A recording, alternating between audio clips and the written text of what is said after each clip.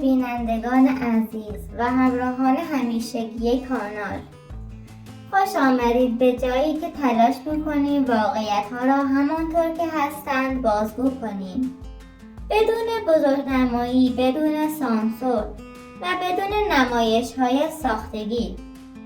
اگر تازه عضو کانال شدید، پیشنهاد میکنم حتما ویدیوهای قبلی را ببینید، مخصوصا قسمت هایی که درباره کانال های جعلی و پشت پرده آنها صحبت کردیم. قبل از اینکه وارد ماجرای امروز شویم، یک نکته مهم را یادآوری میکنم. اگر روزی کانال اصلی دچار مشکل شد، فعالیت ما در کانال دوم ادامه پیدا میکند، جایی که هم زندگی روزمره را با شما به اشتراک میگذارم و هم حقیقت‌هایی را که شاید خیلی ها جرأت گفتنش را ندارند. پس حتما عضو کانال دوم باشید تا هیچ وقت ارتباطمان قطع نشود. در قسمت قبلی درباره رابطه جمشید و زینب صحبت کردیم، رابطه‌ای که آرام آرام از یک آشنایی ساده تبدیل شد به علاقه جدی. البته او خیلی وقت بود که زینب را ندیده بود. امروز قرار است بخش تازه از این ماجرا را برایتان تعریف کنیم، بخش‌هایی که شاید خیلی ها از آن خبر نداشته باشند. همانطور که قبلا اشاره کردم، جمشید و پدرش سالهاست از طریق یوتیوب درآمد قابل توجهی دارند. خانه‌های بزرگ در لردگان و چند شهر دیگر، ماشین‌های گران قیمت، سفرهای متعدد. اما نکته جالب اینجاست که با وجود این ثروت همیشه وانمود میکنند که بدهکار هستند یا درگیر مشکلات مالی هستند، چون هر کسی که در یوتیوب فیلم برداری میکند از ثروت خوبی برخوردار است. هرچند بازدیدهای کانال جمشید، هاشم و قدیر بالای 30,000 تا هست و این رقم بسیار بالایی می باشد، مخصوصا برای کانال طیبه که همسر قدیر می باشد. این رفتار برای خیلی ها سوال شده بود و اما حالا کم کم دلیلش رو هم روشن می کنیم. آنها می خواهند از دامداری فاصله بگیرند، نه چون چوپان بگیرند، نه سختی نگهداری گوسفند را تحمل می کنند و نمیتوانند از آنها مراقبت کنند. برای همین جمشید اخیراً 14 گوسفند را فروخته و گفتند که بدهی داشتیم. در واقع این فقط مقدمه‌ای است برای اینکه کم کم همه دامها را بفروشند و زندگیشان را کاملا به سمت راحتی و تجملات ببرند. جمشید مدتی قبل برای زینب یک موبایل خریده بود، موبایلی که قرار بود وسیله ارتباطشان باشد. اما گوشی مشکل پیدا کرد و زینب نتوانست پیام‌های جمشید را جواب دهد. همین موضوع باعث شد جمشید دوباره گوشی را تعمیر کند و این بار با یک جعبه شیرینی و خواندن یک بیت عاشقانه راهی خانه زینب می شود. وقتی وارد خانه شد، گوشی را به مادر زینب داد و گفت این موبایل را بده به زینب، این بار درستش کردم. اما پشت این جمله ساده یک واقعیت تلخ وجود داره. حیدر مردی است که اخلاقش همیشه سخت بوده. مادر زینب سالهاست با او زندگی می کند و اگر به چهرهش نگاه کنید، خستگی و فرسودگی را می بینید. او زمانی زن بسیار زیبایی بود، اما فشارهای زندگی، کار زیاد و اخلاق تند حیدر باعث شده چهرهش تغییر کند. درست است که در فیلم حیدر مردی خوش برخورد و خوش اخلاق است، اما در واقعیت با همسر خود خیلی مشکل دارد و بیشتر مواقع او را کتک میزند.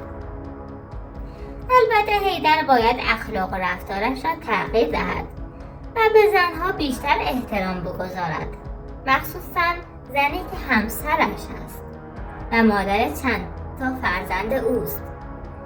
حیدر روی همه چیز حساس است، از لباس دخترش گرفته تا رفت آمدها و حتی داشتن موبایل.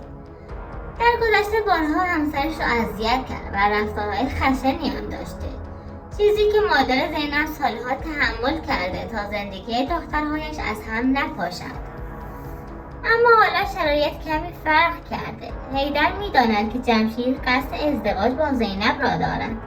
می‌داند که جمشید ثروت دارد، خانه دارد، درآمد ثابت دارد و می‌تواند زندگی دخترش را از سختی‌های فعلی نجات دهد. برای همین فعلا با شرایط کنار آمده و اجازه داده زینب با جمشید صحبت کند. این اولین بار است که حیدر در برابر یک موضوع اینقدر کوتاه آمده و شاید چون می‌بیند آینده زینب می‌تواند بهتر از زندگی خودش باشد، این ازدواج را قبول می‌کند. وقتی جمشید گوشی را به مادر زینب داد، مادر با لبخند خجالتی گفت باشه میدم بهش. زینب هم وقتی گوشی را گرفت لبخند زد، اما لبخند آرام و خجالتی که همیشه وقتی جمشید را می‌بیند روی صورتش می‌نشیند. این لبخند برای جمشید یعنی همه چیز، یعنی علاقه، یعنی اعتماد، یعنی شروع یک مسیر جدید با جمشید. جمشید میگوید این گوشی باید دست زینب باشد. باید بتوانیم حرف بزنیم، همدیگر را بهتر بشناسیم. داستان امروز فقط یک بخش کوچک از ماجرای طولانی جمشید و زینب بود. هرچند که ازدواج فامیلی ازدواج درستی نیست و در واقع خود زینب دختر دایی جمشید می باشد. رابطه‌ای که میان سختی‌ها، میان اخلاق‌های تند، میان تفاوت‌های خانوادگی و میان زندگی‌ها کاملا متفاوت شکل گرفته. و اگر همه چیز خوب پیش برود شاید خیلی زود شاهد یک اتفاق مهم باشیم. شاید یک ازدواج واقعی، نه نمایشی و نه ساختگی. و شاید جمشید بتواند صحنه‌هایی را ضبط کند که واقعا عاشقانه و واقعی باشند. چیزی که بینندگان همیشه دوست دارن ببینند. همانطور که گفتم بینندگان عاشق صحنه‌های رمانتیک و جذاب هستند. زینب شخصیتی واقعا عجیب و دوست داشتنی دارد. جلوی دوربین همیشه خجالتی، آرام و کم حرف است. اما همین دختر کم حرف وقتی با جمشید تلفنی صحبت می کند تبدیل می شود به یک آدم کاملا متفاوت. شوخی می کند، ریز ریز می خندد و از همان لحن و رفتار مشخص است که علاقه زیادی به جمشید دارد. جمشید هم این موضوع را خوب می فهمد و بیشتر از همه عاشق لبخند زینب شده. لبخندی که همیشه با یک خجالت شیرین همراه است. زینب از نظر چهره بیشتر شبیه پدرش حیدر است، اما از نظر اخلاق دقیقاً برعکس اوست. حیدر آدمی سختگیر، سنتی و کمی وسواسی است، ولی زینب روحیه لطیف، مهربان و اجتماعی دارد. همین تضاد باعث شده رابطه زینب و جمشید جذاب‌تر شود، چون جمشید دقیقاً چیزی را در زینب می‌بیند که در خانواده‌اش کمتر دیده می‌شود. در بخش‌های پایانی ویدیو جمشید حرفی می‌زند که واقعاً انتظارش را نداشتیم و همه را شوکه کرد. او می‌گوید طیبه پول ندارد و نمی‌تواند حقوق کارگرها را پرداخت کند. برای همین 11 روز کار را متوقف کرده بودند و فیلمبرداری را هم متوقف کردند. اما نکته اینجاست که طیبه در همان ویدیو گفته بود بیمار بودم و به همین دلیل فیلمبرداری نکرده ایم. همین تضاد باعث می شود دروغشان کاملا آشکار شود.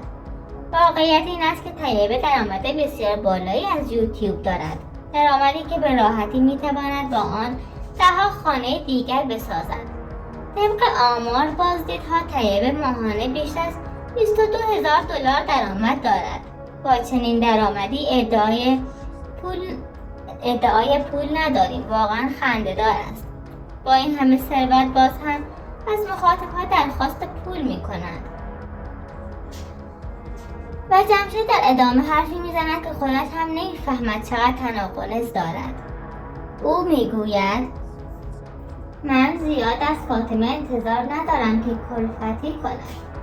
این جمله نشان می‌دهد که اگر درآمد یوتیوب نبود احتمالاً مثل گذشته از فاطمه کارهای سنگین می‌کشیدند و او را تبدیل به یک زن خسته و پیر می‌کردند. اما حالا که درآمد یوتیوب زندگیشان را راحت تر کرده، نقش و رفتارها هم تغییر کرده است. در نهایت این قسمت نشان می‌دهد که جمشید و طیبه دروغ گفتند و باید رفتارشان را اصلاح کنند. مخاطب‌ها ساده نیستند. همه متوجه شدند که حرف‌های جمشید با واقعیت سازگار نیست. امیدوارم شما هم با دیدن این ویدیو بهتر با واقعیت روبرو شوید و بدانید پشت این حرف‌ها چه چیزهایی پنهان شده است. به پایان این قسمت رسیدیم. ممنونم که تا آخر همراه ما بودید. مواظب خودتان باشید و تا ویدیوی بعدی خدا نگهدار.